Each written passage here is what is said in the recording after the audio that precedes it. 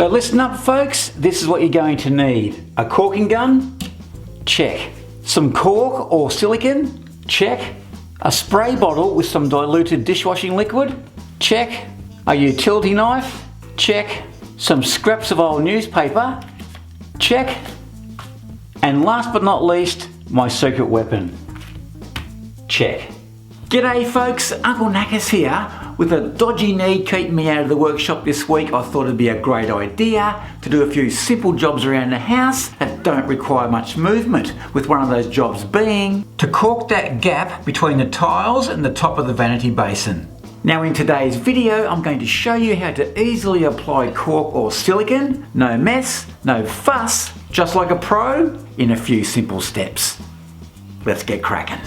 Now before you rush off and purchase your caulking, you need to know that it basically comes in 3 different varieties. You have your latex-based caulking, you have your silicone-based caulking, and you have your butyl rubber-based caulking.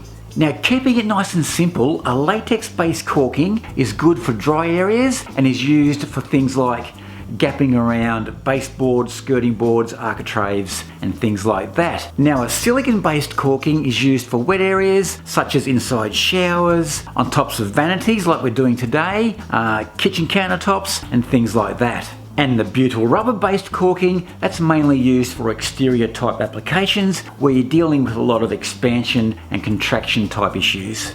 And just very quickly, if you want to see more videos just like this one, do yourself a favour and hit that subscribe and notification button down below. Good stuff.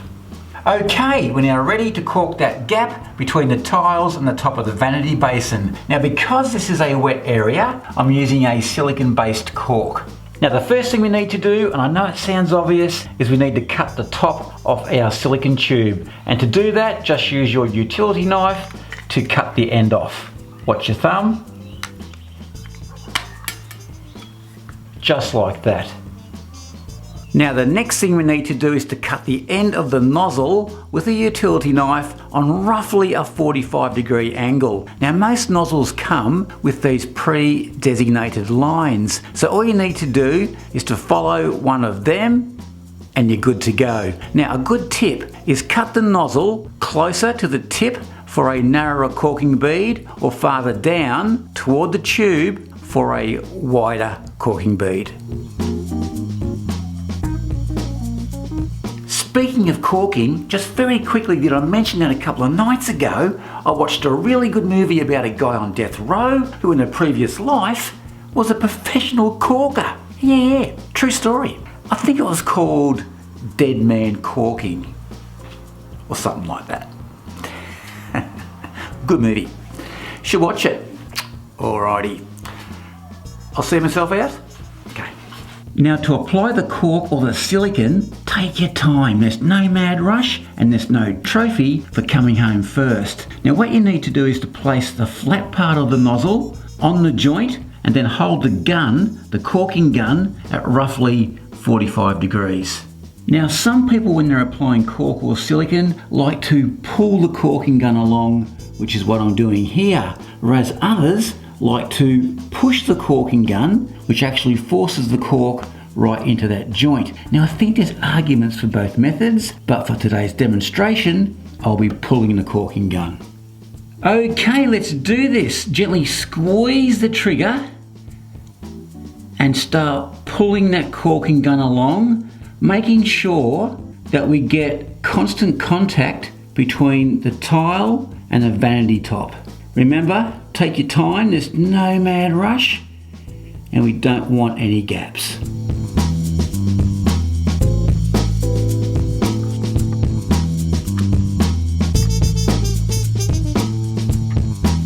Beautiful.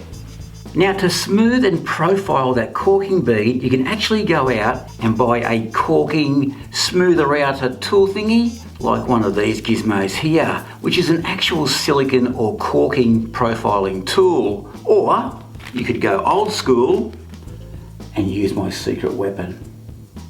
So what's this secret weapon I speak of?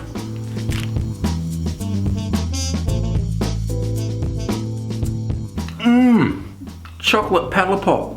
Delicious.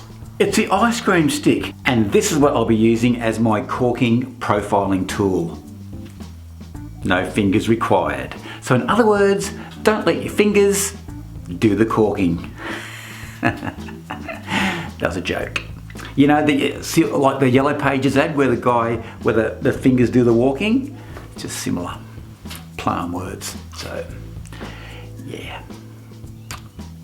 But in all seriousness, professional caulkers use these, so if it's good enough for them, it's good enough for us. Now before I attack this with my profiling stick, I just want to give it a light spray with that diluted dishwashing detergent. And then just simply with your profiling stick, run that along the bead and the caulking comes straight off. Look at that, that is perfect. And then you can wipe the excess on these scrap pieces of paper.